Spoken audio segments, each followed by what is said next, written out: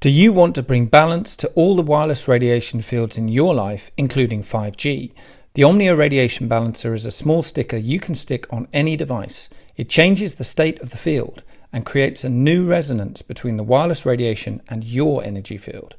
On the link below, you'll see all our testing results that show how the body responds excellently once you've made this change in your life. And here's a special offer for the Journey to Truth crowd. Just enter the word truth in caps at the checkout for your 10% discount. It's easy to bring balance back to your body with the OMNIA Radiation Balancer.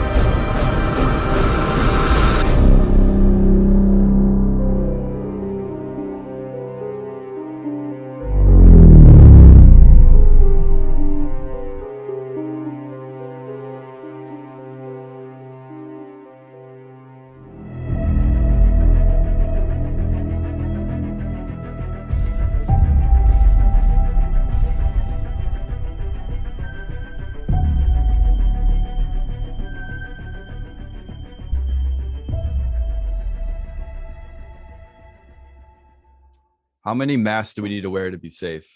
Yeah, My first 4. Somebody posted a video of a guy in an airplane putting on 4 masks. Oh, yeah, I saw that, and he was really into it. You know? Yeah, I'm like, like that's almost like suicide. Yeah, it's like you're trying to suffocate yourself. Right.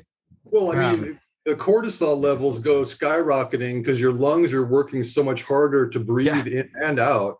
And cortisol is a stress hormone that will destroy your body. I mean, it just destroys you. Right. Yeah. Exactly. 100%. Exactly. Welcome back, guys. Welcome back. This week we are joined by Jock Doubleday. Jock is an American writer, researcher, stoneworker, videographer, among many other things. He spent 23 months, I believe, at the Bosnian pyramids doing research there. We're going to get into a lot of, I would say, more earthly based stuff. We're always up in space, talking about all that stuff, but we're going to ground everything today and get into some of the stuff that's happening here on Earth. And Jock has done some great research, and we're excited to have him on the show. And before we get started, don't forget, tickets for the conference are on sale May 2nd through the 5th, Grafton, Illinois, $444, 4 days, 12 speakers, includes meal plan. Live stream tickets are available for $111 if you can't make it in person. We're really excited about that. It's coming right up around the corner. So stay tuned for some, we're going to be doing some roundtables, getting some of the speakers on. We're going to be having a lot of fun with that.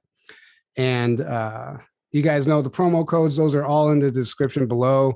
OMNIA Radiation Balancer and Hopewell Farm CBD. And we might be affiliating with our friend Mason Feary. We've had on the show before.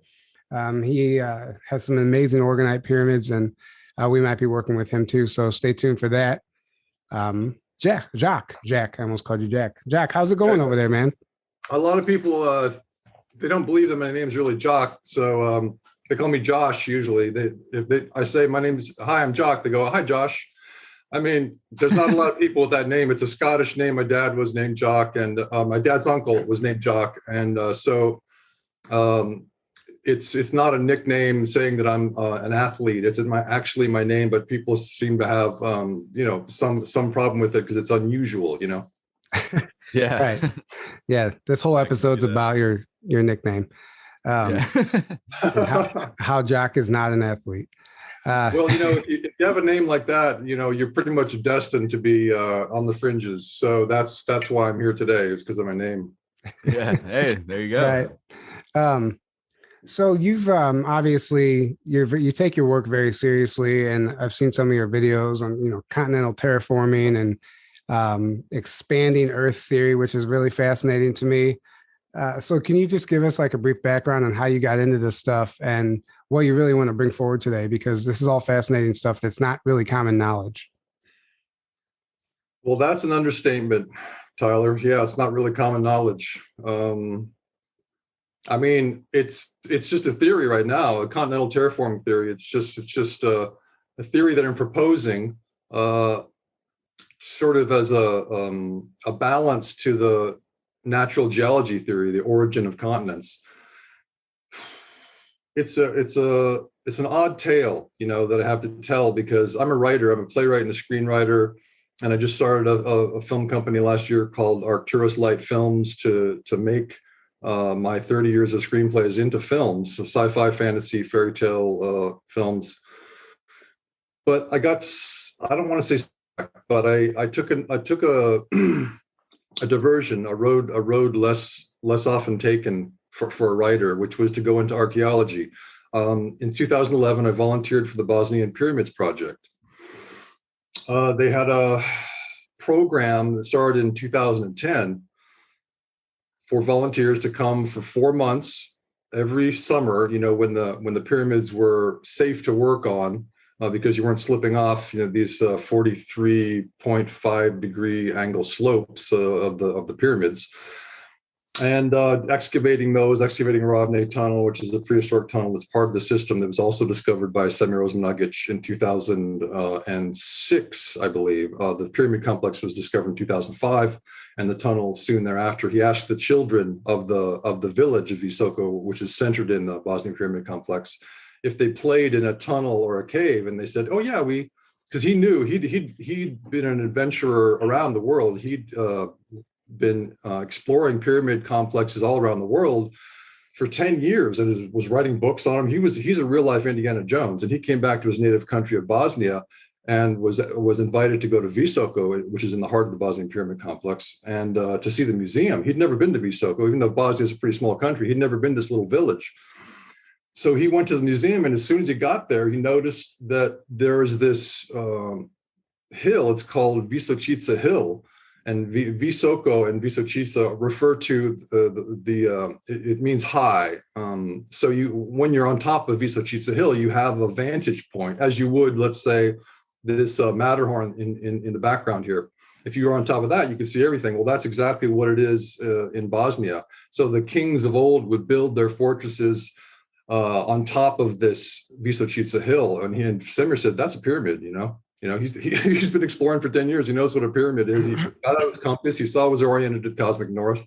He went on top of it that day, right away, brought some people up and saw another pyramid across the Foinica River, started naming the pyramids, and he knew he was going to get ridiculed for this because no one had seen them, because they have a different kind of building than the pyramids on the Giza Plateau, than the Central American and South American and Mexican pyramids. It's more natural looking. So people hadn't realized it, and people are living on the side of the pyramid today thinking it's a mountain. And when they dig down, they find these stones, which are, we could say, they're obviously artificial if you know they're artificial, but if you're not looking for that, the sizes of them and the shapes of them are so odd.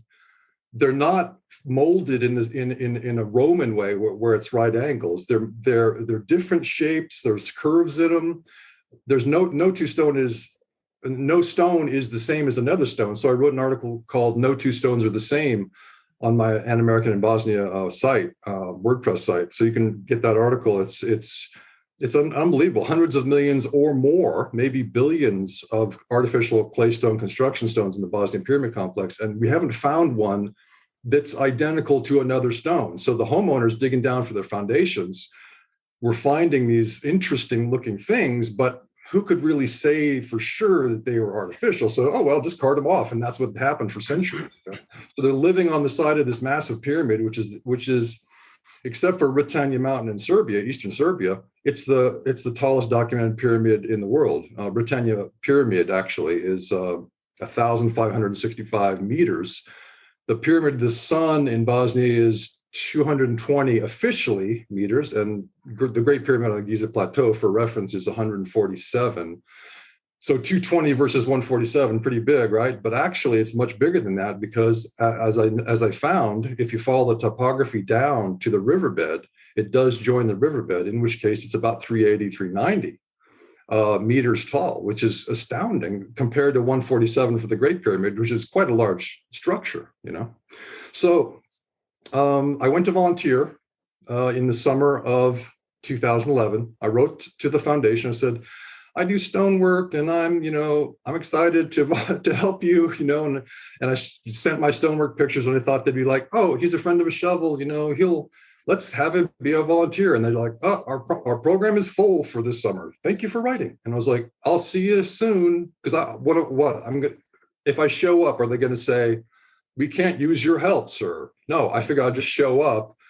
I'll pay my way. I'll buy a shovel. I'll buy 10 shovels for the foundation because I'm excited about this. It's an interesting, fascinating mystery. Why are there pyramids in Bosnia? So I went out there. A friend who I'd met through the social media Bosnian Pyramids networking, which back then was really small. There was almost nobody that believed in pyramids in Bosnia. So it was just me, this guy, and a few other people. And, he found me and he said, I'm a Croatian researcher. I've been doing research in the Bosnian Pyramid Complex for years. Can you come out and film me doing my science in the complex? And I'll pay for your food and lodging for 2 weeks. And I was like, awesome. So, I did that with him. And then he took me to meet Semir, but we didn't arrange a meeting. Semir's pretty busy. So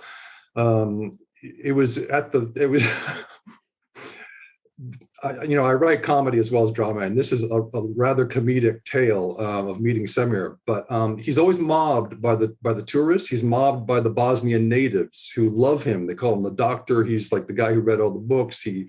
He's got a PhD in Mayan studies. His book, The World of the Maya, it's a PDF, free PDF online, is so astonishing. It'll keep you on the edge of your seat all day long. It's the tale of a real life Indiana Jones, as I mentioned. It's unbelievable. So his learning, his wisdom, his soft spokenness yet firmness, his ability to manage a big crew of Archaeological Park Foundation employees to excavate the Bosnian Pyramid Complex. He's an astonishing fellow, and people just flock to him, and everyone wants a selfie with him. Yeah. So I was waiting for him to be free, so I could say, "Hey, I'm that guy who wrote you that email." Like he would even know that he's not answering those emails. Somebody else is. Exactly. But I was so naive. I was like, "Remember me? I'm the stonework guy." So. I had to wait for him to go to, he was walking to his car because he was going to Sarajevo. And I started to talk to him a little bit, and he got into his car and was like, oh my God, he just got into his car and I haven't asked him yet if I could volunteer. And so I got into his car. I would never do this in a million years. I'm pretty shy. I would never get into somebody's car unless they said, please get into my car, So yeah. I got in his car and he turns it to me and he goes, why are you in my car? Who are you? And I was like, I could see that he was in a rush, and he was very nice. He said it in a very nice way, but he just wanted to know why I was in his car. He thought I wanted to ride to Visoko, and he's like, well, I'm going a different way. Sarajevo and Visoko are different roads. So, and I said, here are the 7 things I can do for you. I do stonework. I'm a friend of a shovel. I just went on. And he said, organize a scientific conference. I'll give you a hotel room and a breakfast.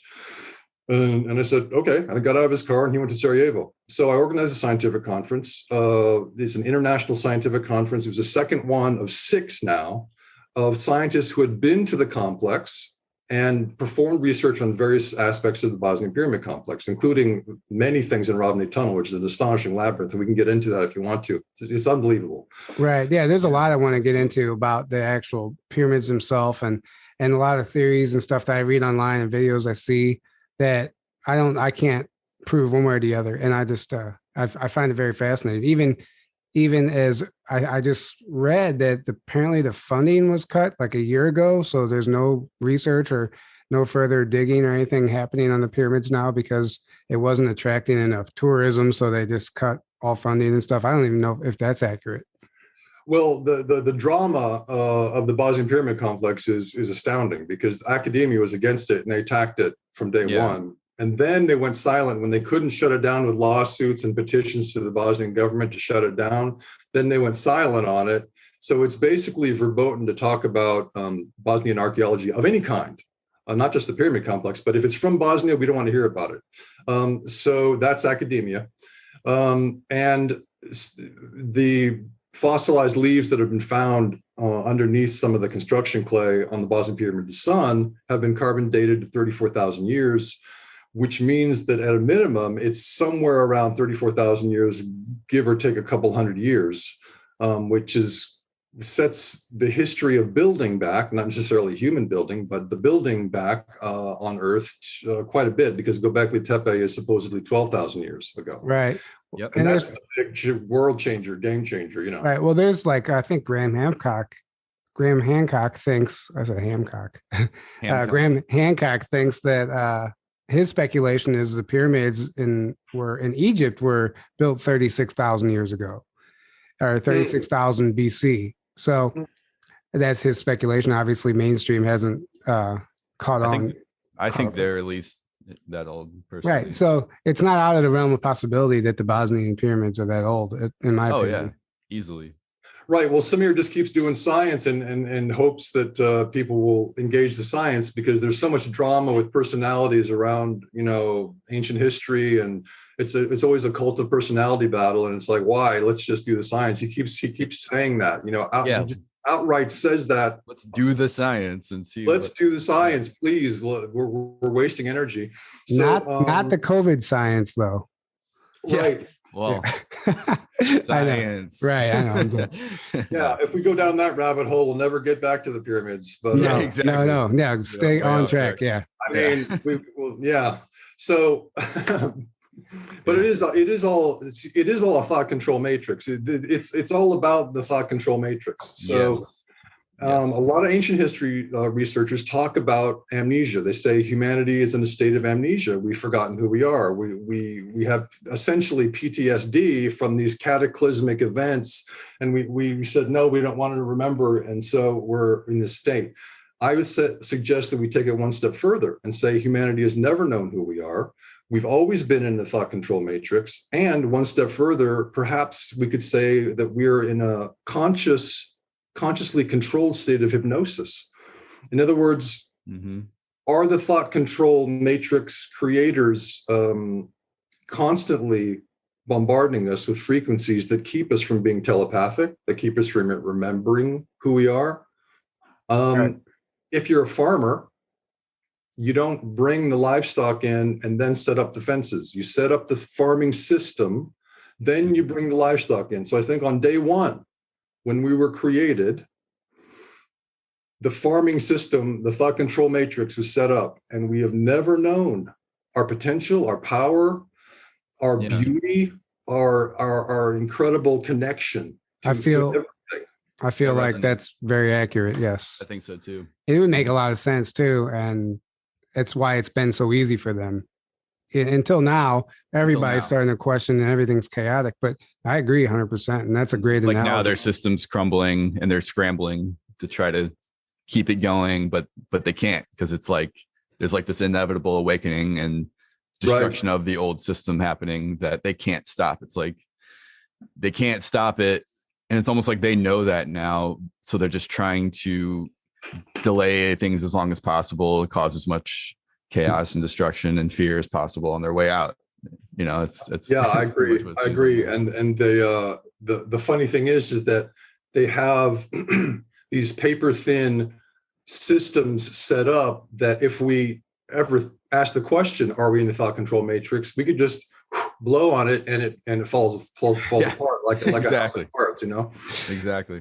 So Wikipedia is such a joke because that's so obviously a control system. And I'll give you some photographic examples of this. It's unbelievable what they do. It's so elementary and so sort of like a 10th grader who wants to be a magician and he learns his first trick. That's basically what Wikipedia is. It's that elementary and that's stupid. I mean, it's just, oh my God, you know, but we have to be able to ask the question, are we in a thought control matrix? Is there someone behind this who doesn't want us to know? Because otherwise you'll just think, oh, it must be true, you know? Yeah. Wikipedia said it must be true. Right. Yeah. The authorities say that it must be true. Yeah. And you get stuck in this. It's mind control. That's literally what it is. It's, you think something's true because you're told by something you perceive as an authority. That's literally simplified.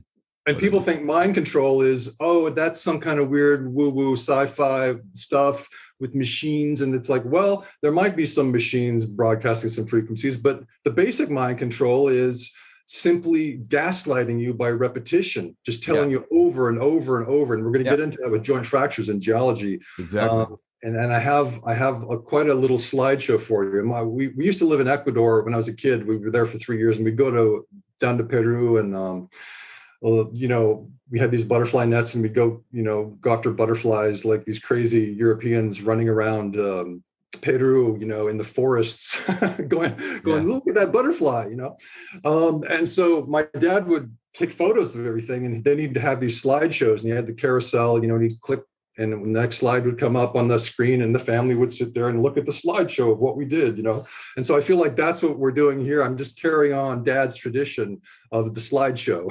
So yeah. I have all the images set up for you. Nice. That's amazing. Well, yeah, like the mind control, their whole thing is tell a lie so many times, repeat a lie so many times until it becomes true. And then it's like a consensus reality. Enough people believe it that it actually becomes a reality for those people, which we talk about all the time. But going back to the pyramids, do you know about those metal rings that I'm reading about, those big metal rings that they're finding towards the top of the pyramids? Yeah, that was, I remember reading about that when I first started researching the Bosnian pyramids. And I think that those were for ships when there was, when the water level was much higher there. So it was more modern? Yeah. Yeah. Okay. Yeah. And then, go ahead. No, I just remember, it's been like literally, it's been 10 years since I remember reading about that. But yeah. Thanks for bringing that up. That's interesting. Yeah, the metal rings. There's so many. See, the thing about the Bosnian Pyramid Complex is so amazing to me is that it's all still a mystery. We keep discovering more things, but we don't understand. It's more mysteries. It's not more answers. So it's compelling to me. I'm really attracted to that complex. Really attracted to it. Right. It's like Oak Island. Yeah. Well, right. All these mysteries, doesn't it draw you? I mean, to me, it really draws me. Yeah. No, that's like, it's almost a passion for me. Like it literally drives me. Like, I love it. I could drop everything and go explore the pyramids or Oak Island or something until we find the answers. Like, I'm just like driven by that stuff, fueled by that stuff. So I totally understand your passion for it. Absolutely. Well, if you ever want to go out to the Bosnian pyramids, I'd be happy to go with you. And I wouldn't take the role of a guide exactly, because I don't want to tell anyone what to see. That's the problem with guides. They're telling you what to see. I'd rather be, and that's the problem with geology teachers. They take you on a field trip and they go, this is what you're looking at. And it's like, why don't you just have them look at it and they'll tell you what they're looking at, Yeah. But it would be fun to revisit the Bosnian pyramids and go into the riverbed and see what you thought. And so right now, see, the riverbed is the key to it all. This is the genesis of the continental terraforming theory. That's why we're talking about the Bosnian pyramids. If we say this talks about continental terraforming, well, I have to talk about the Bosnian pyramids because it was there that this odd idea started to occur to me based on what I found in the riverbed. If you want, I can go into the riverbed exploration. Yeah, of course. Yeah, and I think you've used the term artificial riverbed, right? Yeah. So explain that. Since I started researching 9/11 and vaccines and everything, I've had to start most of my conversations with, this is going to sound crazy, but. Yeah, been there. And so I'll just do that again, it's going to sound crazy, but here's the deal. Bring it on. But I just want to, because it's important that people understand that I wasn't just sitting in my chair and I came up with this idea.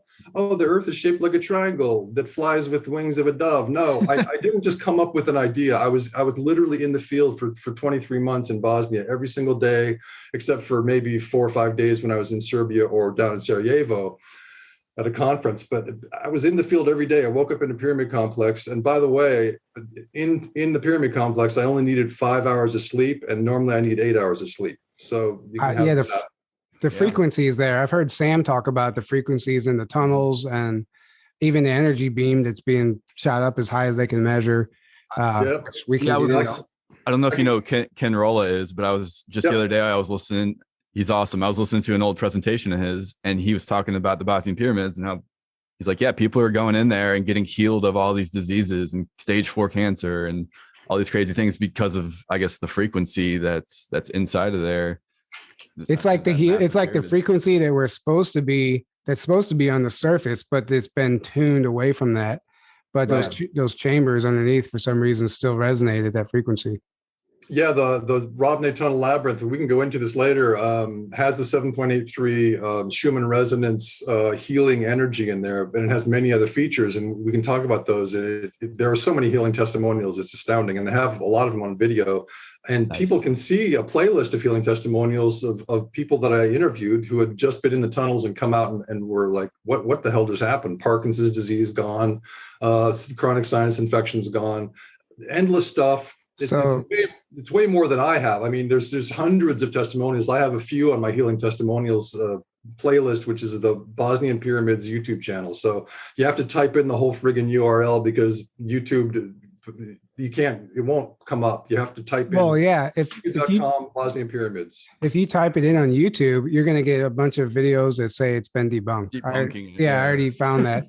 I need to be healed. So let's book that trip, and I'll see you over there. Well, I mean, you're back. The foundation, just to be clear, doesn't make healing claims for the tunnels. What they do is they push out the people's testimonials saying, I got healed. Right. Yeah. Right. It's like, this is what happened. It's a fact. Yeah. It's like, because this lady goes on video in Bosnian. She's saying, my hearing came back. I don't have to use a hearing aid anymore. Thank God. Thank the gods. Thank the gods. I mean, it just goes on and on and on. But go to my channel, look at the healing testimonials playlist. I mean, you got endless testimonials. So we'll get to that, but and we'll get to the scalar conundrum beam on the Bosnian Pyramid of the Sun. It's astounding, and I have a whole folder for that.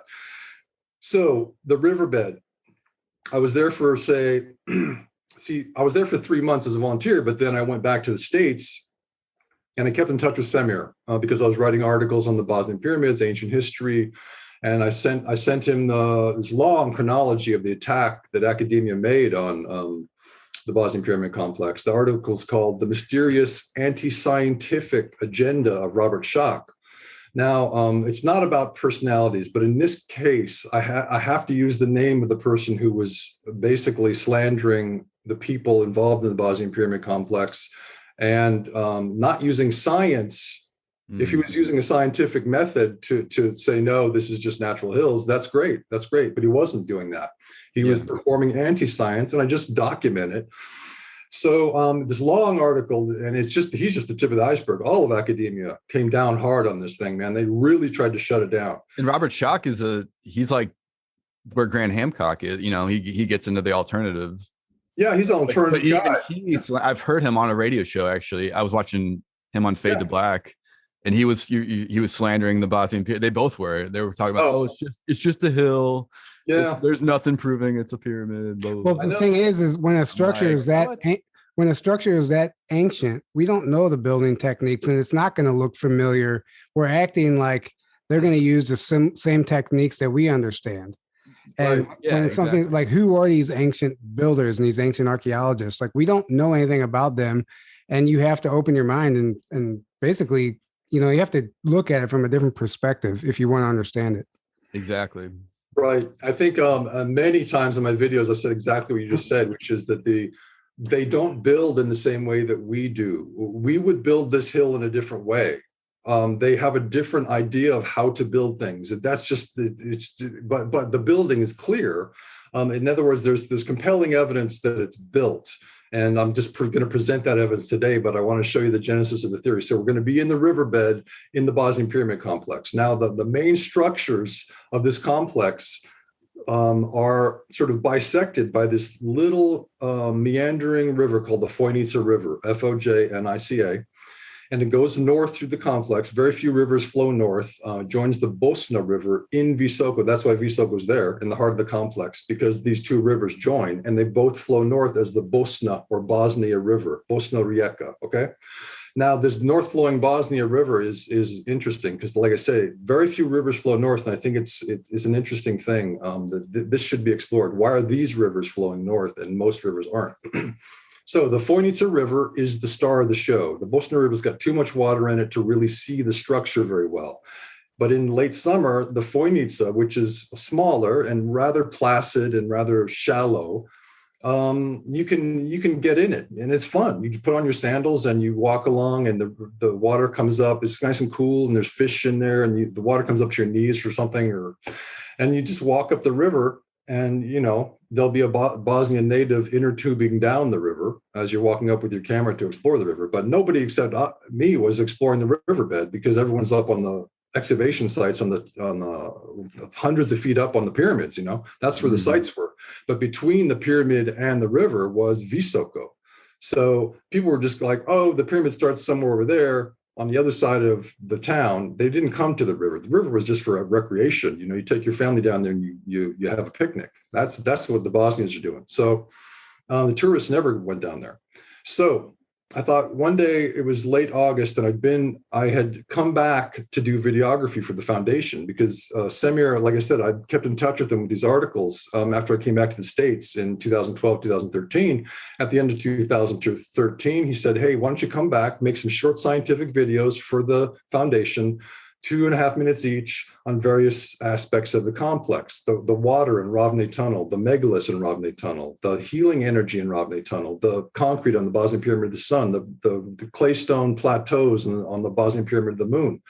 I said, yeah, I'll do that. She said, okay, get a professional camera and get a laptop. Because when I'd first come to volunteer, I brought my desktop, and he was like, you got to get a laptop.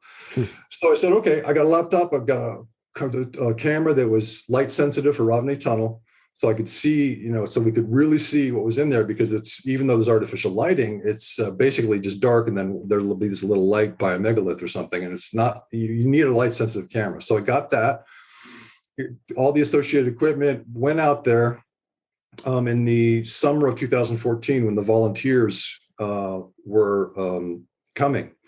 So I interviewed the volunteers, I interviewed the scientists, and I did all that, got the videos done. And at the end of the 4 months, I said, all right, well, I could stay. And the comedy continues, because I'm not a videographer. I'm just a guy with a camera. I'm a writer. So this is the cosmic joke, that all the videographers in Europe who should have been doing this job that summer weren't. A writer, was doing this. It was totally ridiculous to me. I would have handed the job over to any professional videographer who came and said, can I have this job? Yes, because I wanted it to be done right. But I was doing my best with a really good camera, and all I would do is point it. It was on auto. I'm just telling you. It was on auto focus and auto lighting every single minute. There was no time to be screwing with the manual focus or anything. There was no time in the field, because you just go up to somebody and do an interview, and and I didn't know what I was doing. So I just pointed it, and then I made my little videos with I had barely enough skills to put a video on YouTube. And I'm like, well, I should be writing a screenplay right now, but I guess I'm going to be the videographer for this most active archaeological project in the world, So it was weird, but it was awesome. And so after 4 months of that, I said, I can stay. And he said, okay. So I stayed. The scientific teams came through the winter, and it became to be spring, and I was still there, and I was writing articles for Wikipedia, which they immediately rejected, and for Wiki News, which they immediately rejected, on the Bosnian pyramids. Of course. And so, but I was trying my best to get information out to people about Bosnian pyramids. So then summer comes. I go, should I stay in the summer too and do the same thing I did last summer? He's like, sure. So it comes to be I was there about like 17 months at the end of end of July, early August. And I was starting to think, would the ancients have set their pyramids on the earth next to a river that could flood and take the pyramids down from the side? Or would they more probably build their foundations down? And if so, how deep do the foundations go? Where does the pyramid start? Where do these pyramids start along the Fournier River? And I thought, I wonder if the riverbed's built, So I went down in it, made a video, and I found the same building. Now we're going to go into exactly what that building is. It's very simple what the ancients did. They used clay throughout the complex in different consistencies. So what they did was they'd have a soft earthquake mitigating layer, 1 centimeter, maybe it was 3 meters. It changed all the time. The thickness of the layer was always different. Or they would have a hard structural layer, which was composed of a hard baked clay stone set next to another hard baked clay stone, set next to another hard baked clay stone, in between which was a centimeter of soft earthquake mitigating clay in between each stone, and on top of which was soft earthquake mitigating clay. So every hard baked clay stone was packed in with soft clay that would allow the structure to move and just stay there. It's a genius building. It's not like the building, like I said, in around the earth where the structures are a little bit more brittle. They don't have the softness to take the kinetic energy of the earthquake. So it's absolutely a genius building. What they did, they alternated soft and hard layers. Now, so I saw in the riverbanks, they had the same building. And I thought, okay, so they're built too. And then I noticed that the river bed for about the first, like if you put a yardstick down into the deepest part of the river and maybe about one or 1.5 yards up and then went across to the riverbanks, from that point down, they didn't put any soft earthquake mitigating layers in the riverbank. Or in the riverbed. So I'm going to ask you guys now, why do you think the ancients didn't put soft earthquake mitigating layers in the riverbed? Put us on the spot like that. I don't know. Enlighten us. I honestly don't know. The water action would take out this. See, I might not have made it clear. The soft earthquake mitigating clay is, you can press your thumb in it and you get a thumbprint. I mean, you can just scoop it out with your fingers. It's really soft. So the water action would erode in the main part of the river. The water coursing through is so strong that it would erode any kind of soft layers. And then the hard structural layers would fall and your riverbed's gone. And that's your foundation for the pyramids. So the foundation's gone. So they adhered baked clay layers to each other in a strong way, but clear, thin layers. Then, in fact, let me just show you, since I have all these photos, I might as well get to them. I can show it to you. Oh, let me allow you to screen share. Hang on. Okay. You should be good. Yeah. So you're saying the riverbed's more like a foundation? Yep. So it's clear that it was an artificially created riverbed. Like they created it. So to me, that's a lot of proof alone that that's a created pyramid, not a hill.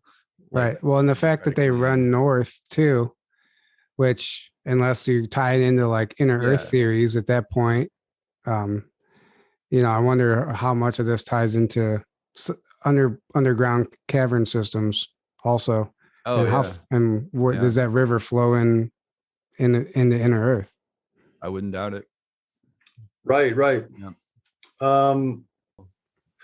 All right, so this is Bosnian Pyramid Complex looked at from the north. You see the meeting of the two rivers. On the right is the Fojnica River, on the left is the Bosna River, and they're both flowing north toward us. So we're looking at the northern side of the Bosnian Pyramid of the Sun.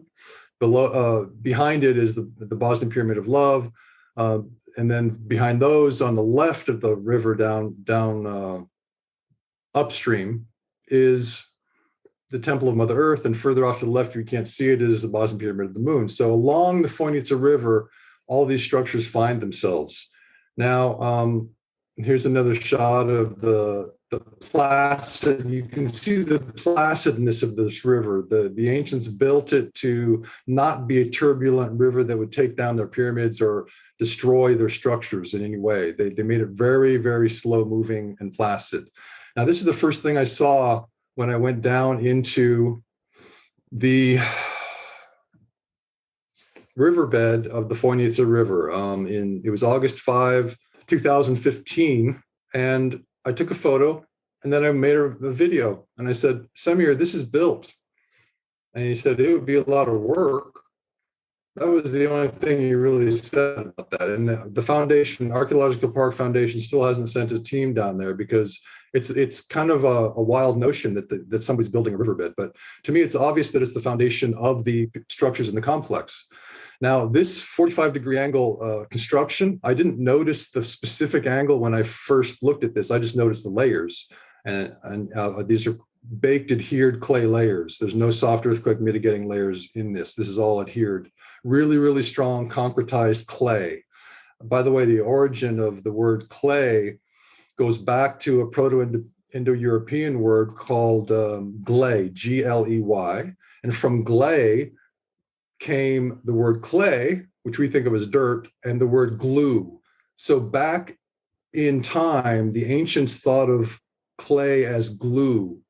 They used the glue, they baked this to itself. These pure clay layers are baked to themselves, and then they're also joined to the next thin layer and the next thin layer and the next thin layer. Somehow they joined these layers as if once they laid them down, they then heated them up with some kind of sonic heating technology. So they all melted a bit and adhered to each other. Who knows how they did it, but there's no way we could do this. I mean, so I thought, well, this is interesting. I didn't realize until many years later, after exploring the two other continents, riverbeds on two other continents, that this was the angle that the ancients used in general, the structural angle for the bases of hills, as well as the pyramids in the complex.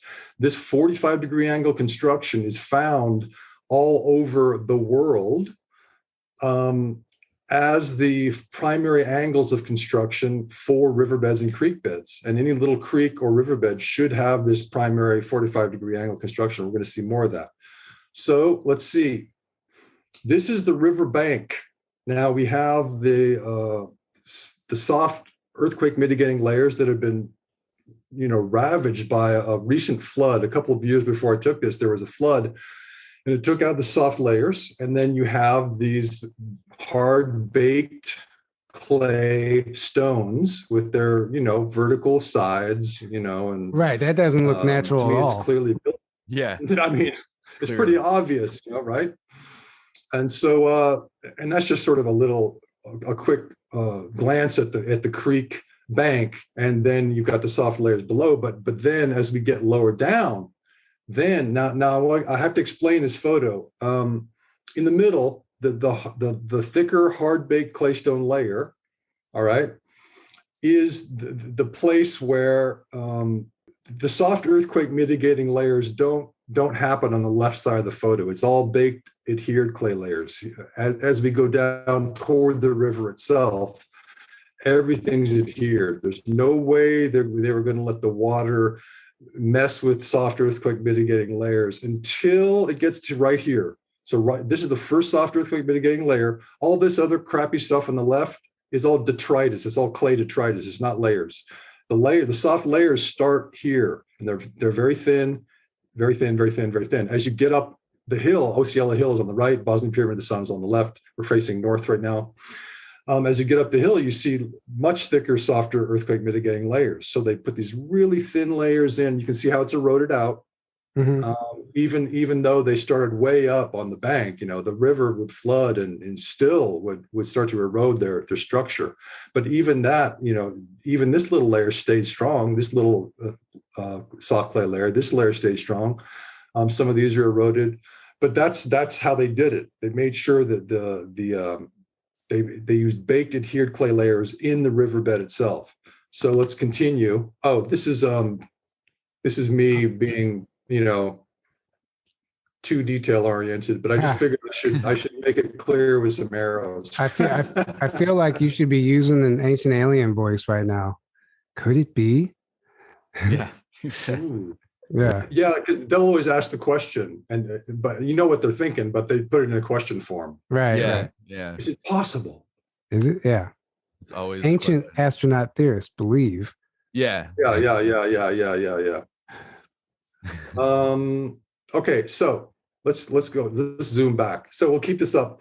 Now, after finding this, and I told Samir about it, he was kind of like, well, it'll be a lot of work. So there wasn't much of a reaction on the part of him or the foundation, and he created the foundation to oversee excavation in the complex, the Archaeological Park Foundation. So I thought, well, I got to explore this and see how far the building goes. No one else is doing it. So here I am.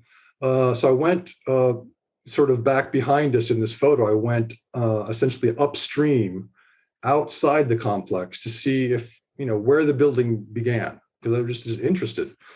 And so I went to, let's see, a place near the bottom of this photo first, took a taxi out there. Then I took a taxi, and then I took a van with some friends to the Dragica, which is the main tributary.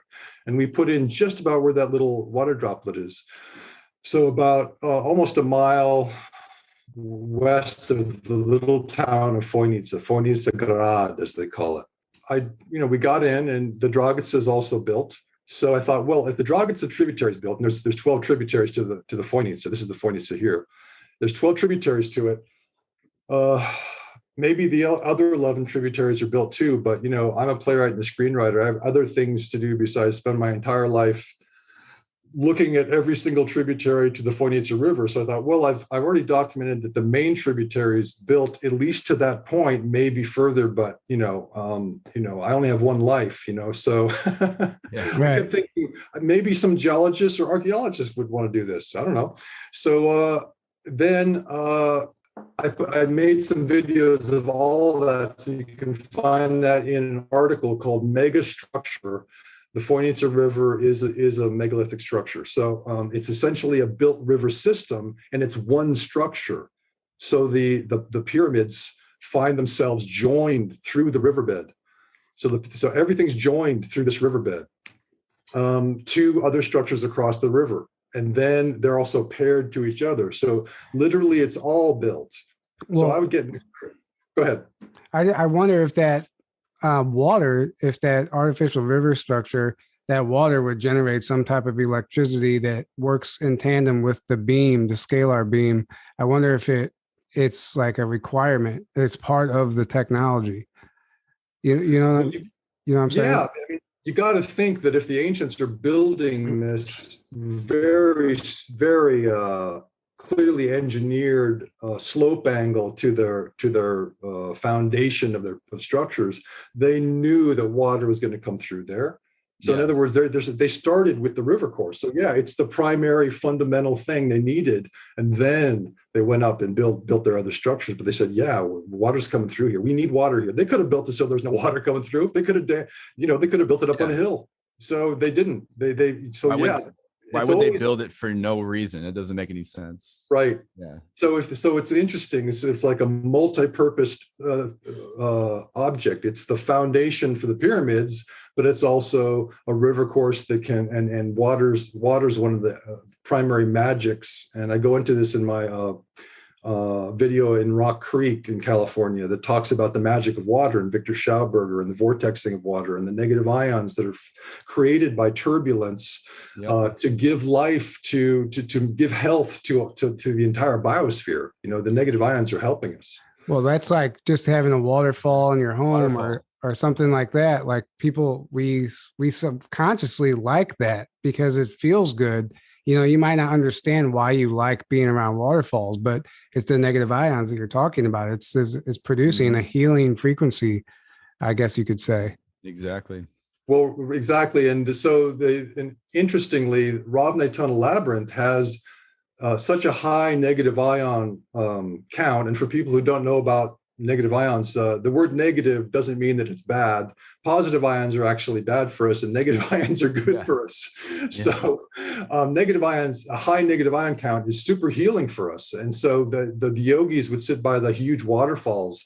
And in fact, the negative ion count of the biggest waterfalls on the planet, Niagara and other places, those are the only places that have higher negative ion counts than Ravne Tunnel. I mean, it's unbelievable. And they have this meter they constantly monitor the negative ion count in the Ravne Tunnel. So that's one of the aspects of healing, that one of the scientific reasons why people get healed is the negative ion count. It also has really high oxygen count, Ravne Tunnel. So where is the tunnel in relation to the river system? Well, I'm going to show you some photos of that. Let's see. Because I wonder if that tunnel is playing a role in the healing frequency or the river is playing a role in the healing frequency of the tunnel. I wonder. Yeah. If the tunnel runs along the river system, I don't know where it runs in relation to the pyramids. Well, that's really interesting, because there are two tunnel systems there. One's called KTK Tunnel, and it is near the riverbed, really near where I first explored. It's at the meeting of the Bosna and the Fojnica rivers. And it's only about, say, 10 meters up. It's above the flooding levels. So they were smart enough to put it up above flood levels. And the KTK tunnel, if you look out onto the Bosna River from KTK tunnel, you see that there's this diagonal construction, but it's a step, so that the water becomes really turbulent right at that step. The negative ions are being generated from that turbulence, and it's right where the tunnel entrance is. So you can imagine the tunnel using the negative ions for its purposes, whatever those were. We're just catching up to the ancients, you know? Mm-hmm. Yeah, absolutely. Yeah. Do we still have share screen? Is it still sharing screen? Yeah, everything is lagging a little bit. I guess the internet connection is kind of slow, but yeah, I can still see it. So this is the 45-degree angle construction of the Bosna River. So it's not just that the Fojnica has the 45-degree angle construction, so does the Bosna. And I'm actually not talking about the angling of the riverbed in this one, because I hadn't actually come up with that theory yet. I was talking about the step down where there's all this turbulence, bringing the negative ions into KTK tunnel, which is right behind me in this one. So it's just a screenshot. It's a little blurry, but you can find that that video on KTK Right. tunnel. To me, there's no doubt that the river system plays a part in the frequency of the tunnels and the scalar beam, which I'm really curious to hear more about that beam and what kind of test you guys have done on that. Yeah, I've got a folder on that. We can go into that. Let's see. I was just thinking, all right, so this helps us see what's happening. As I went out to explore the Fojnica riverbed to see where the building began, I was going, the river flows north through the complex, but it goes east and then north. So at Bootsy Bridge, which is this little bridge here in this tiny little village, that's where it changes from concrete to clay. So this is pure clay, and the structures in the complex are pure clay, except for the top layer of the Bosnian pyramid of the sun, which is this layers of concrete that they put on top of the clay. So, but this is a concrete riverbed for some reason, and I'm not sure how far that goes as concrete, but they switched it right at that bridge. Now the bridge wasn't there when they switched it. We just happened to have a bridge there to mark that by chance. So this is the concrete of the riverbed above the bridge. And you say, well, that doesn't look much like building. That looks natural. And yeah, it does look natural. But if you look from the bridge, that's what it looks like. And you can see the 45-degree angle construction. It's crisscrossing. To me, it's super clear that that's a built structure. That's all concrete. That's upstream, looking south. And this looks the other way from the bridge. This is downstream. And this is where it's going toward the complex. And this is the 45-degree angle clay layers, 45-degree angle clay layers, and literally right underneath you as you're standing on the bridge, it switches to concrete. So it's pretty crazy. But that's all fascinating. And to me, that does look like concrete, to be honest. And I think you're onto something there, but I guess time will tell, right? Well, it was odd because I went on a journey down to South Africa with Michael Tellinger, because he wanted me to make some videos of him. He and Semir are really good friends. So Semir was basically lending me out to Michael, and Semir paid for my plane ticket down to South Africa because he wanted to help Michael out. So I was down there with Michael for a month. And the last day I was there, I went out on my own to see if the hills were built. And I found out that oddly, the hills near Watervalboven in South Africa in Mpumalanga province, which is right where Michael Tellinger's compound is, the hills above the Elands River have these layers that are inclined into the structure, steeply inclined, just like the layers in the Bosnian pyramid complex. All the structures have inclined layers that are facing, weighted into the center of the structures. So whichever face you're facing, it's always going to be weighted inward for structural strength. And it's exactly what the hills of South Africa were. They're not pyramids, they're just hills above a river. Now this was odd. And I went around the circumference of the hill and I noticed that wherever I was, they were weighted inward. In other words, how is nature making a hill they're always weighted inward no matter where you are? Yeah, exactly. Know? So this was weird. And then I noticed that when the hill joined the other hill, then it became perfectly flat. They were no longer leaning in because there was nowhere to lean into because there was a crevice between the hills. So there's a hill over here, there's a hill over here, it's perfectly flat. And then this was similar to the building between the Bosnian Pyramid of the Sun and the Bosnian Pyramid of Love.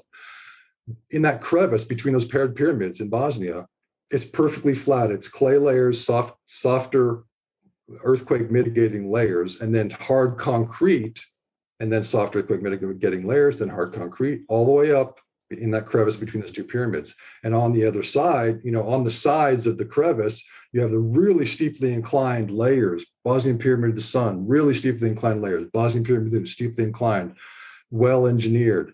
But in the crevice, it's always flat. And it was exactly the same way in South Africa, the flat joining area. And I was like, okay, this is too much, So then, and it's not like I was going, I'm going to be the Continental Terraforming theory guy. That's not what I wanted to do. I thought it was weird that I was finding this. I didn't want to find this. This freaks me out. It freaks me out that someone might have built this stuff, because why would they?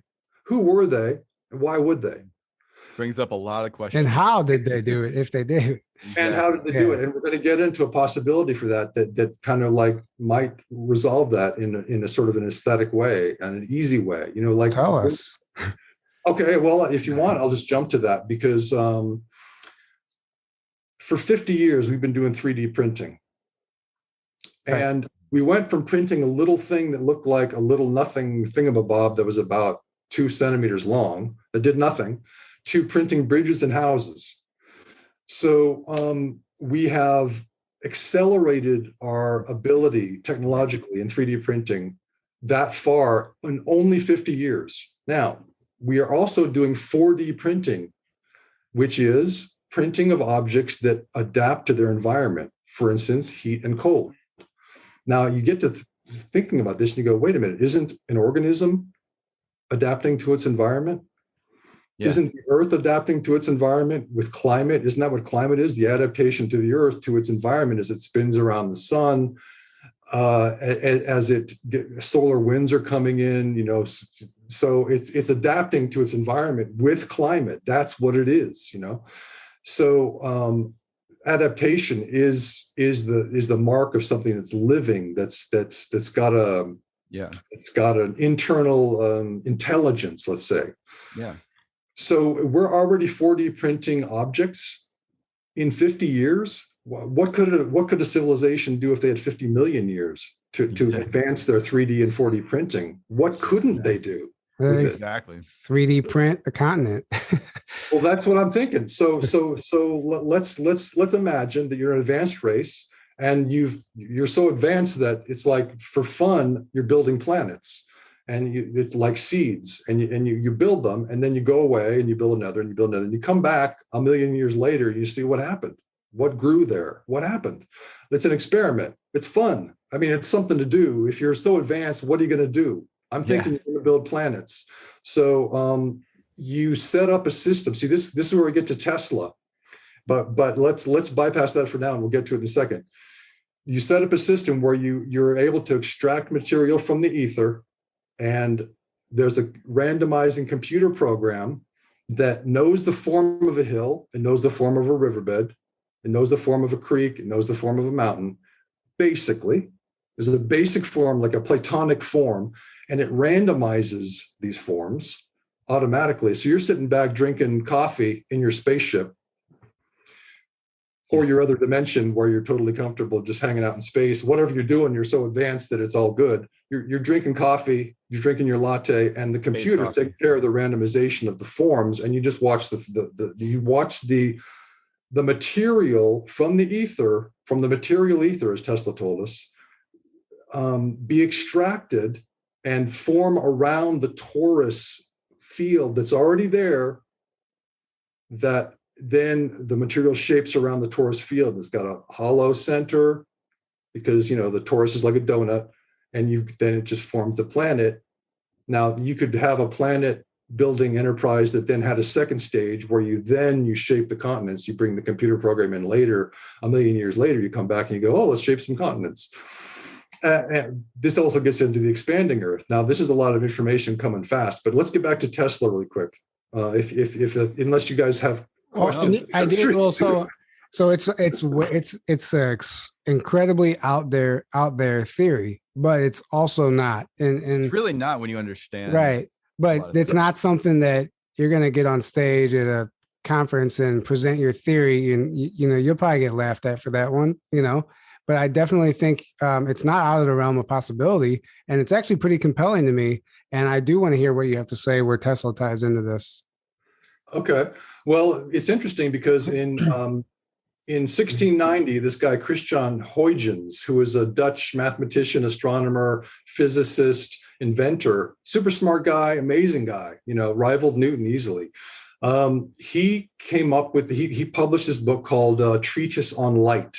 And it was a little book, almost like a pamphlet, but it basically said, he proposed that light is a waveform that travels through a medium. And for centuries, people had already thought about a medium in the universe, and they called it the luminiferous ether. Why did they call it luminiferous? Was it because it was radiant? No, it was because it was light bearing. It was a light bearing ether. That light needs, and Tesla confirms this, light needs a medium to travel through.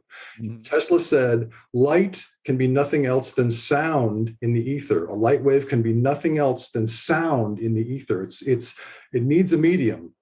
Sound travels through air. Without air, you don't have sound. You need a medium for light. So they understood this back in the day. Academia has suppressed this, and now it's just a void when there's no ether. There's just nothing out there. So you should stay home, Truman, because it's really scary out there. There's no fabric to the universe, nowhere to stand. Yeah. So you have to stay home. Yes. That's academia. So, but Tesla, who's been discarded in every possible way by academia, the smartest scientist ever to have lived, is basically marginalized to a guy wwho was in love with a pigeon. Crazy. That's how. He's just a crazy guy. Yeah, that's literally what. Yeah. So Tesla took this idea up. In 160 years later, Tesla comes on the scene in Smiljan, Croatia, which was Austrian Empire back then. Now it's Croatia, and he 3 decades later, he's talking about the ether. He saw how important this medium was for what he was observing in his lab and in the universe. So he published articles and a letter to the editor of the New York Times, and many different letters to the editor about this. And you're like, why is he publishing about the ether? Why isn't he just publishing about his wireless energy? Wouldn't that be the thing that he was a big deal? Why is he talking about the ether? Well, he's publishing about this, and even in these articles, he's saying, oh, by the way, if you thought that wireless energy was the big deal, it's not. Anybody could do it. It's simple. It's being done right now. What's going to be the big deal, and you saw this in the article headline in July, I think it was July 1930 or June 1930, there was a syndicated article that went all across the United States through the Hearst Publishing Company, and it was called Man's Greatest Achievement. And you're like, wow, Tesla wrote an article called Man's Greatest Achievement? It must be wireless energy. No, he's writing about the future. He's not even writing about what he did in the past or what he's about to do. It's writing about man's future. Someday, man's greatest achievement is going to be this. What is that? It's extracting material from the luminiferous ether, the light-bearing ether. And in that moment of extraction, which is you have to whirl the ether, you give the ether motion in a helical way, that very motion is the matter. So the ether is matter in motion, or matter is the ether in motion, I should say. And by giving motion to the ether, we can become creators of worlds. And he says this, we can build planets, we can move planets. He says, without much effort, we can create worlds from the ether, and this will be man's greatest achievement. And I'm reading this just a few weeks ago, going, oh my God, he said this? Well, of course, he must have been thought of as just a fantasist. Right.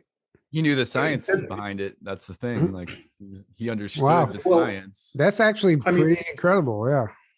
It's pretty mad. I mean, people did believe in the ether back then, but still, a person who's just a regular person reading that, what are they going to do with that information? They're just go, wow, that sounds crazy. they just go back to going dancing and whatever they did, you know.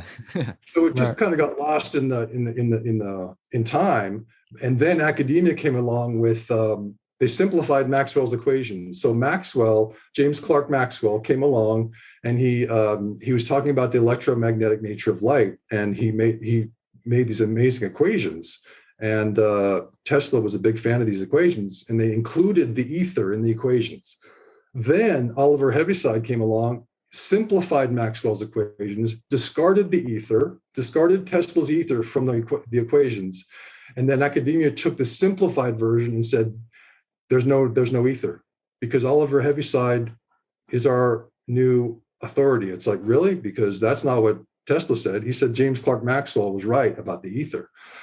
So they're discarding Tesla. It's a systematic discarding of the ether. Why would the thought control system want to discard the ether? Well, for the same reason that they want to discard a universe of infinite time. They give us the Big Bang nonsense. 13.8 billion years as a time limit for the universe. Oh, it was born 13.8 billion years ago, because we would therefore plausibly imagine that we're the first advanced race.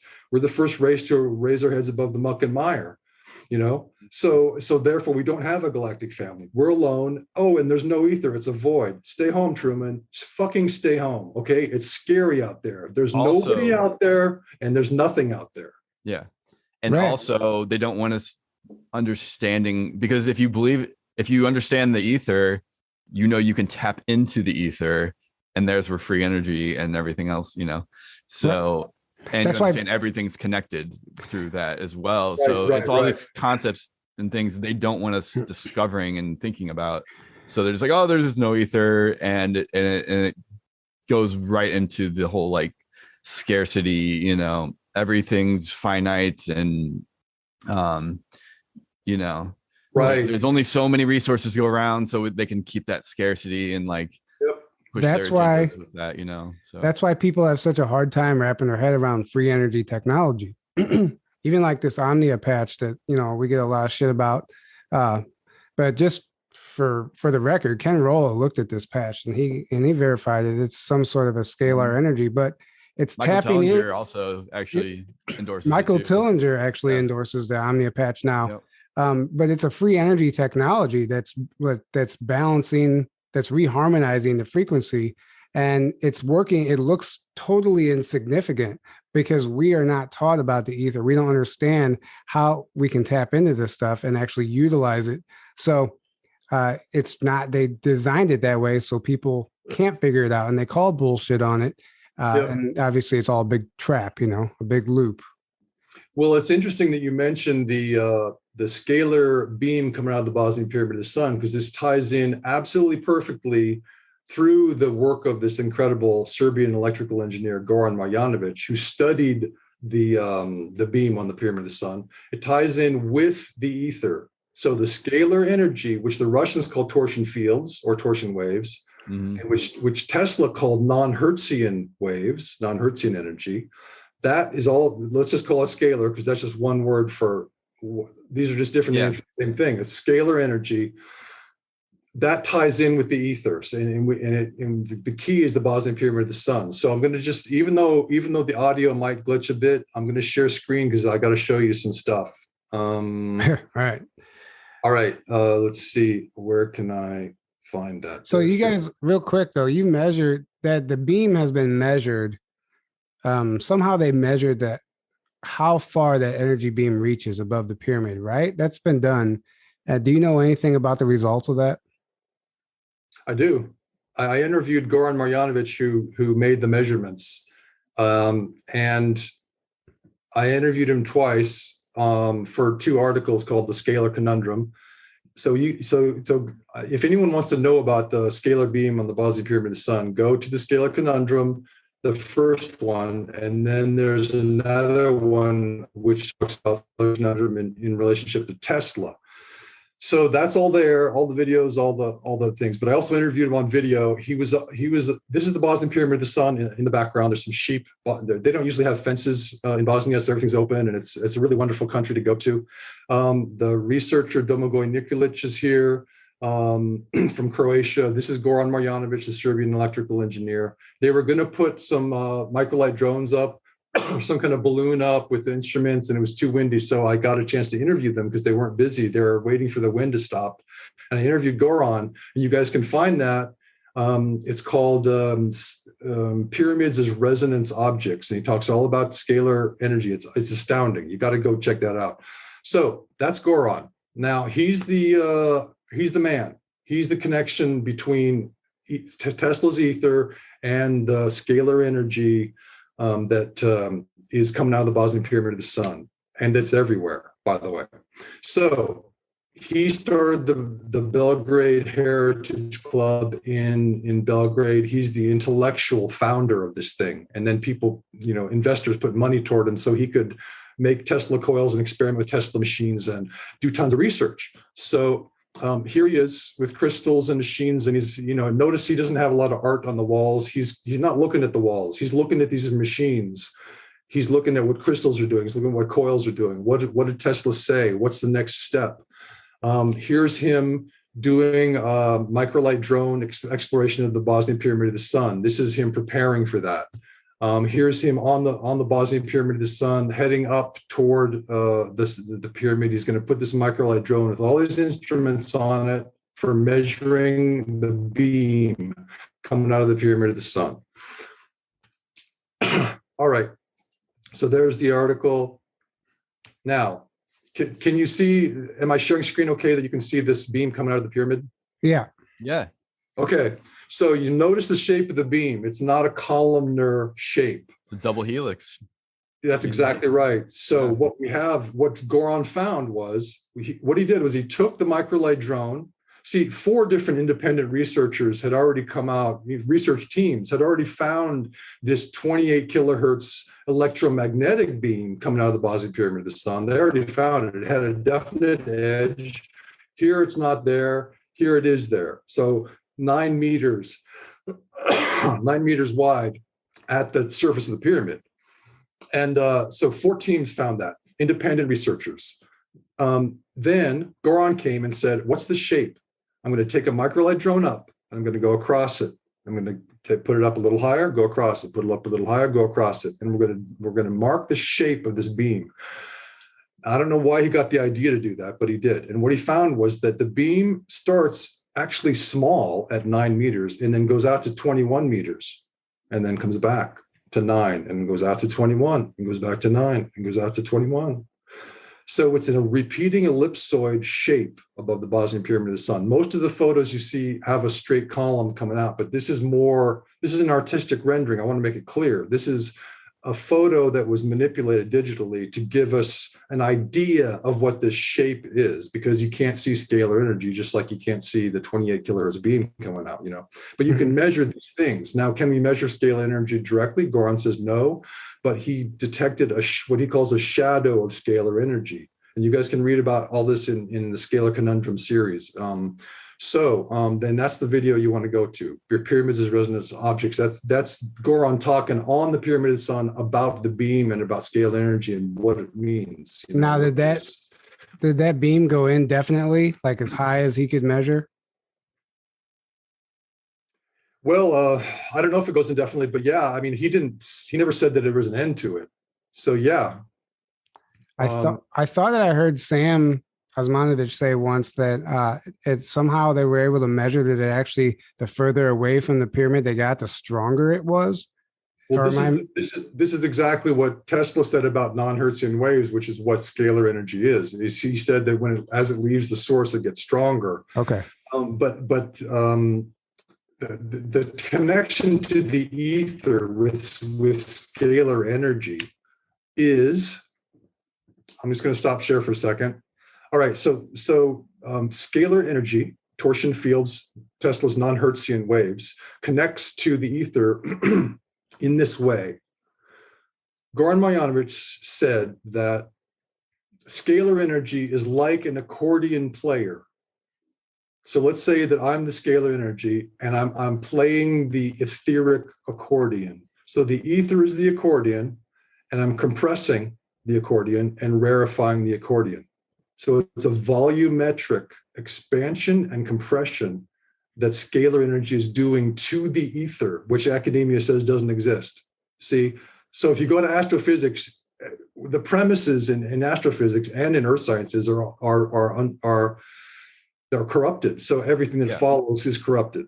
Yeah, so, exactly. The base premise so, is BS, and then everything follows that. So and it's all designed to keep you hitting a dead end, basically. So you don't believe in things like time travel or speed of light. You can't travel faster than the speed of light. And all that stuff. Exactly. And Ken Rolla, once you mentioned it, Aaron, Ken Rolla's key. I was watching the video of his yesterday. In fact, I interviewed him. Awesome. You guys got to go check out this video. You guys, meaning all of you guys, you two guys, and whoever's listening.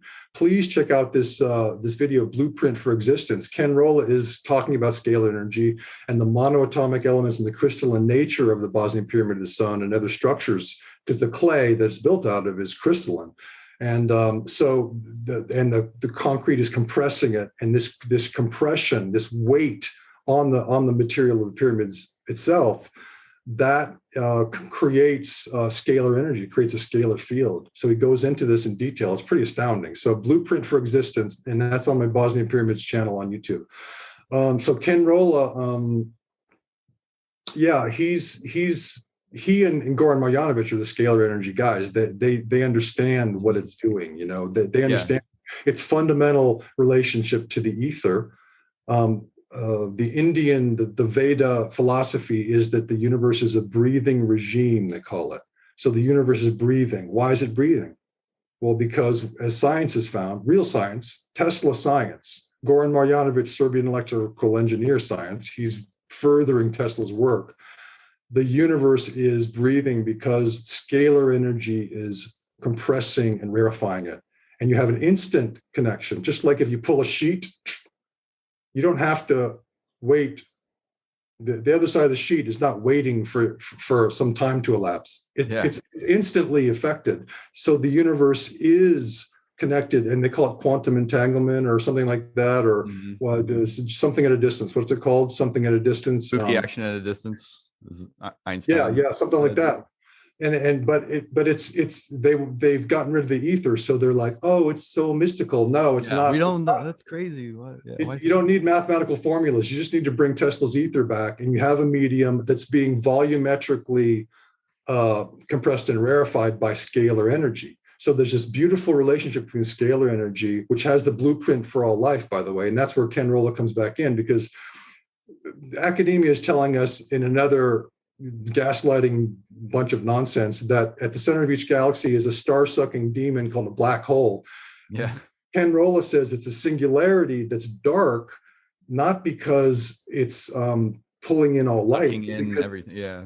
It's streaming out light that's superluminal light. Superluminal light, exactly. Which we can't see because it's dark, or maybe you could say black. That might be a misleading term, but we can't see the superluminal light. It's traveling much, much, much, much faster than our standard speed of light. Yeah. The light that we see from the sun is traveling at the speed of light that we understand. So our instruments can't pick it up, so they just call it.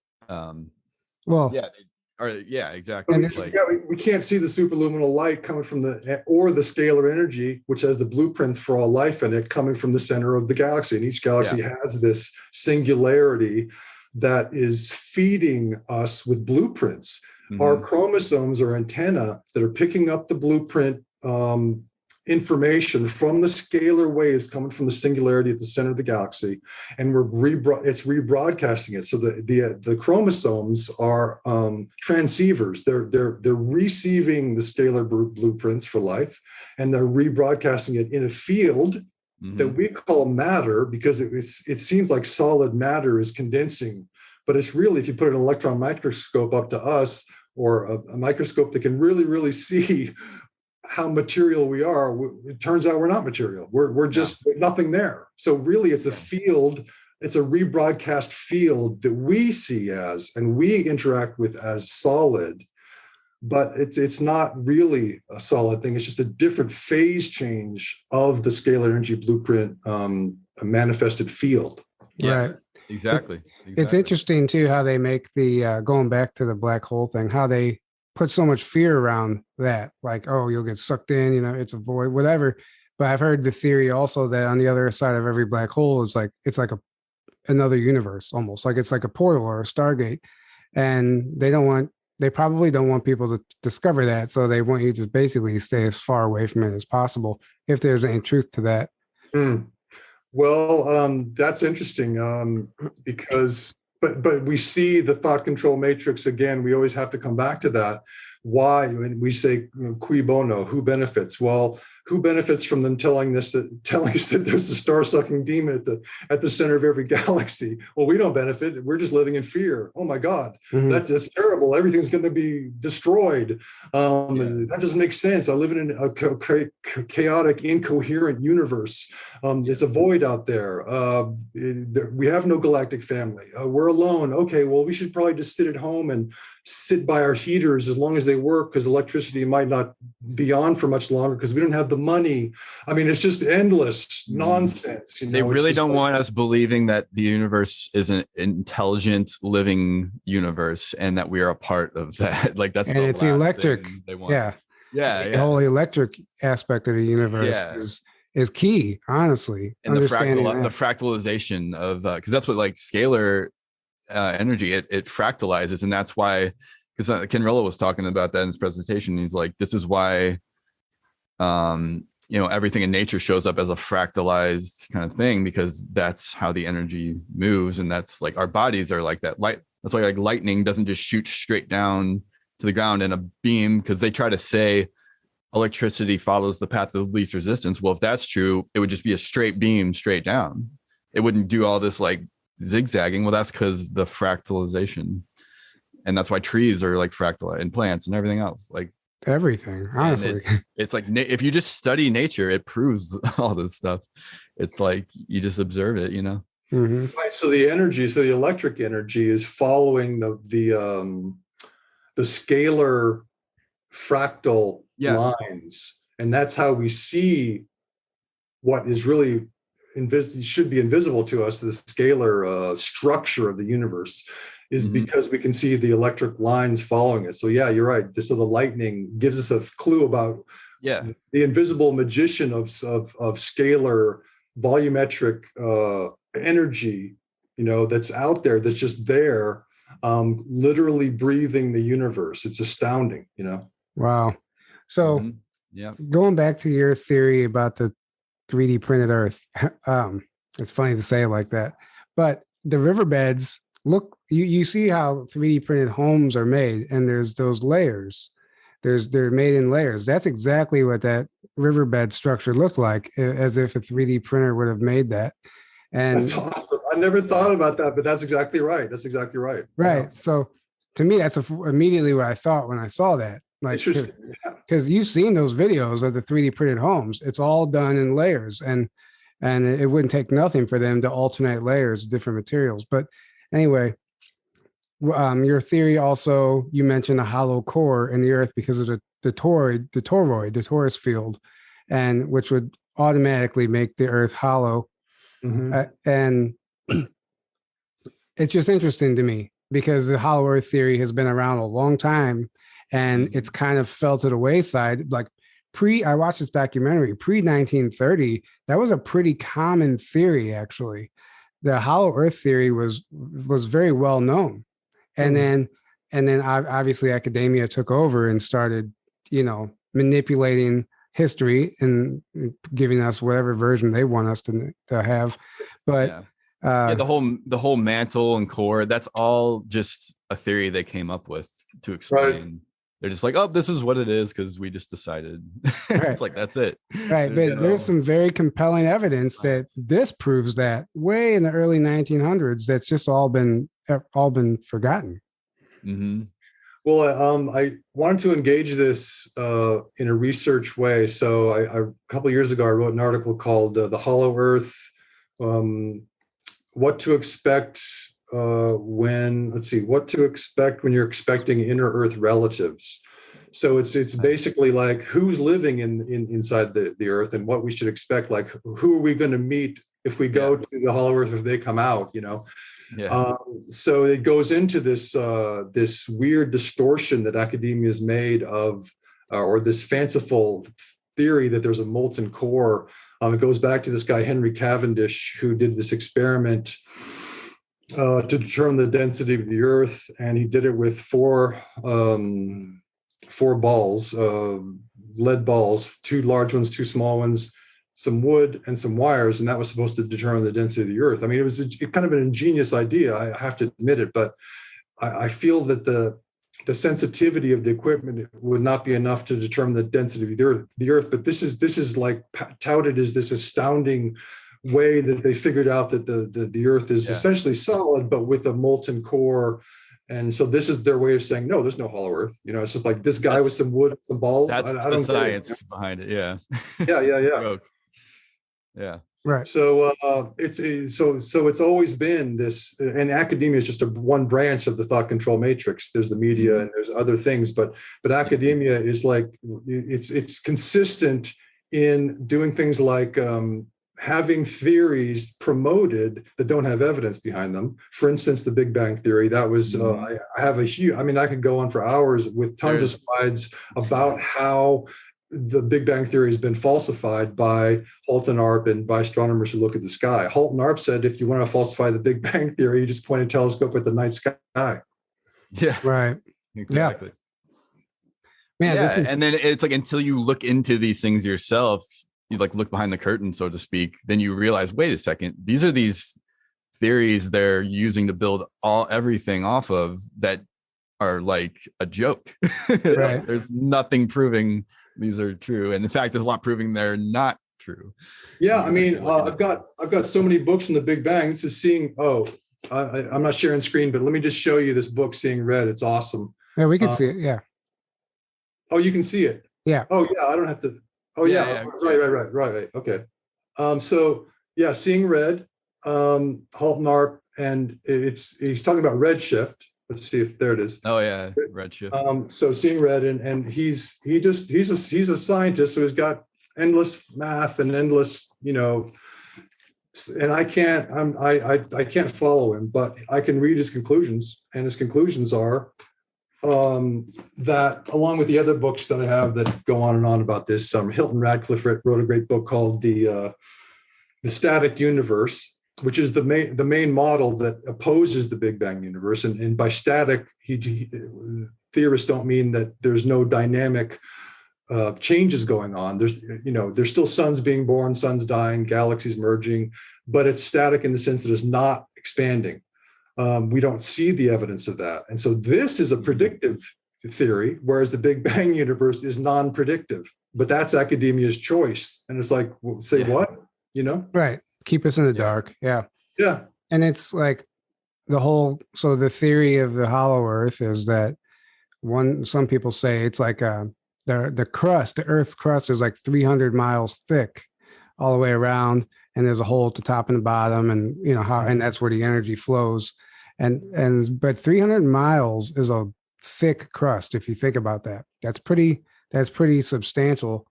And it would still allow for magma and all that stuff to occur.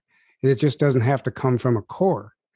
And that's where they deceive us, if that's even accurate, And that measurement comes from people who claim to have stumbled across inner Earth civilizations in the early 1900s, sailing their ship into whatever. The Smoky God book is allegedly an accurate.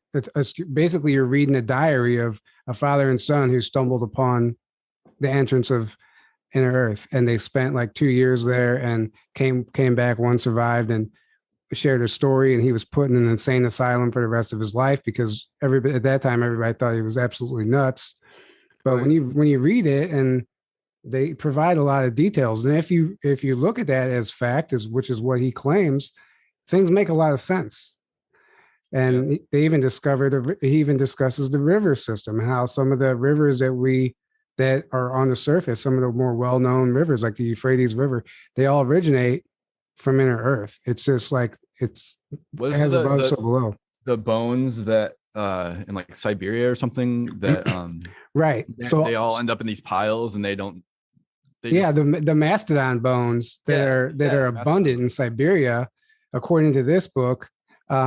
They're still living, breathing species in inner Earth, and when they die, they pretty much reside along these rivers that flow out into our oceans. And when they die, the bones somehow make their way into the river, and then they all end up in this location in Siberia. And these people think that they're digging up these ancient bones, and they're not all that ancient at all. They're ancient, just like, oh, like, it's like a burial site or something. Yeah, they thought it was some burial site, but he's saying this is just downstream of where they're ending up over time. Mhm. And it's so all they're shocked that they're so well preserved, Right, exactly. It's And like, it's a fascinating book, guys. If you don't know what I'm talking about, the Smoky God, Olaf Jansen, I think. It's absolutely fast. It's a quick read too. But I recommend he found all this amazing the vegetation that was, the fruit was larger, everything was larger, yeah, right, and more healthy. It was just a really healthy environment, and people who were larger and astounding. But also, we know that caribou migrate north for the winter, and so the academia's line is that the way they survive by migrating north in the winter is by eating lichen off of rocks. And you're like, you're insane. You're insane if you think a big caribou is going to be able to eat enough lichen to survive the freezing cold of the north. But then you find out it's not freezing. As we know from testimonials from people who have sailed up there or have taken ships up there, it gets warmer. It's almost tropical. It gets warmer, and then you start to go at a certain point. Then your compass stops working, and you start to go. And then it goes. Gravitationally, you're bound, so it still feels like you're going this way, but really you're going this way. Well, and that's is in the shell, so it's the toroid. It's a toroid. It's a toroid. Yeah. Well, that's important to understand also for people who are confused about gravity. So that what they were told by these inner Earth people is that the gravity belt is in the center of the crust. So you got a 300-mile thick crust, and then you have a gravity belt at 150 miles. Right. So gravity acts the same on top of it as below it. And you would never know the difference if you're standing upside down or not. And gravity doesn't come from the core. And so that's just something important to understand if that is in fact the case. That's a key thing, because otherwise people just dismiss it if they don't understand that would be physics would tell us that the gravity is in the shell, Right. Yeah. So that makes scientific sense. But also this hollow earth theory corroborates with it agrees with the expanding earth theory, because that actually agrees with a 3D or 4D printed Earth by an advanced race or races, which is that to be explained in this way: if you're an advanced race and you're having some fun dropping seeds, planetary seeds throughout the galaxy, are you going to spend time making a large seed, or it's easier to make a small seed? So you build the small Earth. It's like Pangea, except that there are no oceans. So if you take that supercontinent that's supposed to be floating in all these massive oceans and stuff, you wrap it around itself, that's what I think the Earth originally was. Really small, just rocky, no oceans. But there are seams between what we call the continents, right? So the ancients printed it to have seams that would be a place for expansion over time. So they create this engine of expansion by creating the volcanic mechanisms, which would spread the seams apart, spreading the continents apart. The continents remain intact. The seabeds grow over time, little by little, volcanic action. More matter is always coming in from the sun. It's magnetically charged electrons, protons, and other ions.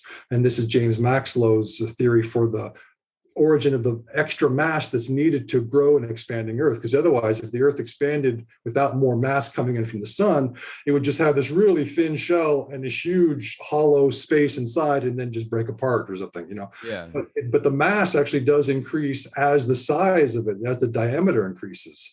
So the seafloor spreading is recognized by geology. They call it seafloor spreading. But they think that it's a zero-sum game because there's this something called subduction with the plate tectonics theory. Right. They think as it expands, other plates are, going under. And so it's a zero-sum game, and it's not expanding. But the expanding Earth theorists say that it is the full diameter of the Earth is getting larger, the mass is getting greater, which means gravity is much stronger now than it was during, for instance, the time of Jurassic Park back in the day, 65 million years ago. Before that, we had a smaller Earth, and that's why these larger organisms, not just animals, not just Brontosaurus and Allosaurus and T-Rex, but fungi and plants and insects, dragonflies the size of birds flying around. And the giants. And who knows, even humans, like giants. Yeah, exactly. That's why they were giants. Exactly. Right. I mean, they're just responding to their environment. So it's not that, oh, I'm going to adapt through time and become, let's say that as the Earth gets larger, we had to adapt through time to become smaller. No, we just naturally grow smaller in an electrical environment because gravity is electric. It's a dipole force. It's a radial dipole force that Wallace Thornhill has explained is a weak force that is the combination of all those radial, meaning coming from the center of the Earth out in every way, and the particles are aligning in this vertical way radially. And that weak force of all those dipoles is gravity. It's an electric force. So, we have this thing we call it gravity. It's electricity working on us, and it creates a smaller body through time. As the gravity gets larger, the body says, "Oh, I can't grow as large because I won't be able to move." So it just makes us smaller through time. In the plant queendom, the animal kingdom, fungi, all of it. It just gets smaller. And the fossil record shows that, And if grays are us from the future, that would explain why they're even smaller. I mean, interesting. If you really think about that, they've shrunken down so much. Mm-hmm. Anyway, man, we've been going for a long time, and this has been absolutely mind-blowing. Thank you so much for sharing all this information. We'll have to have you back on again and get deeper into some of this stuff. And Totally. And I'm going to take you up on that trip to Bosnia because my back needs some miraculous healing for sure. I'm going to go with you guys. Oh, yeah. I remember you talking about that. Yeah, right. We should see what happens. If I'm being perfectly honest, I'm in pain right now just sitting here. It's very uncomfortable for me to sit for long periods of time. So anyway, that's neither here nor there. This has been great. Seriously, thank you for sharing this. Do you have anything, any links, where can people find you? You want to share any of that? Well, there's a couple places to go, I think, that might be useful for people. I think the Bosnian Pyramids YouTube channel is good. Really, really good. And then that's the backup channel. Samir said, I want a backup channel for my Bosnian Pyramids TV official channel. So if you want to go to the one that has all the different languages, Bosnian, Croatian, Spanish, all the different languages of videos, English, go to Bosnian Pyramids TV. Mine is mostly just English. Those are really helpful. I would go, if you want to go to Continental Terraforming, those are all collected in a playlist called Artificial Riverbeds on my own personal channel. It's Jock Doubleday on YouTube. There's also an Archaeological Explorations playlist.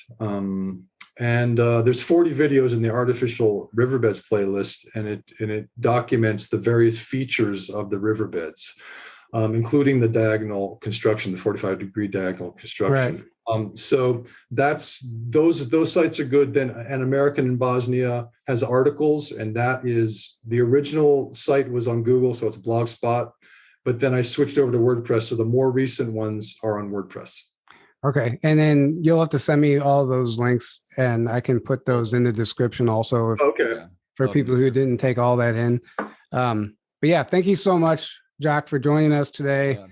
Thank you guys for tuning in and listening. Thank you for all the support, all the donations. We can't do this without you. We love you all. And I guess that's it. Until next time, have a great evening, and we'll be back soon.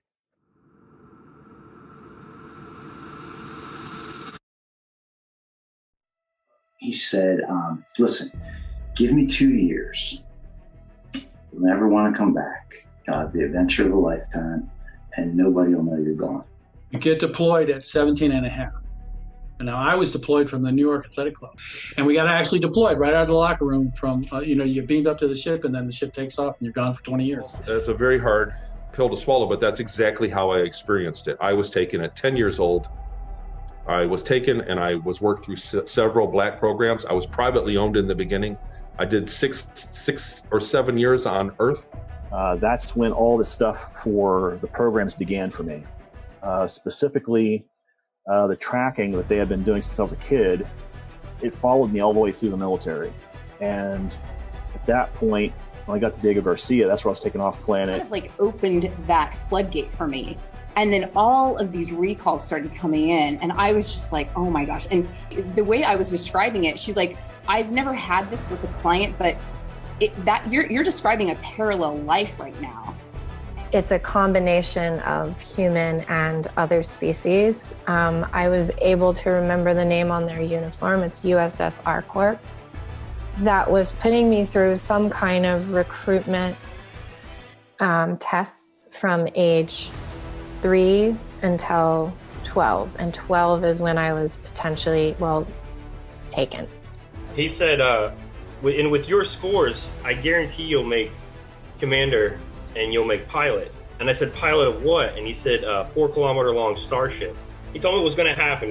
He says, you volunteer for the program, we'll put you in, you'll do 20 years, we'll send you back in time 20 years, age regress you 20 years, wipe your memory, and you'll just wake up in bed like nothing happened. It's almost beyond words, it's beyond comprehension of how this could happen.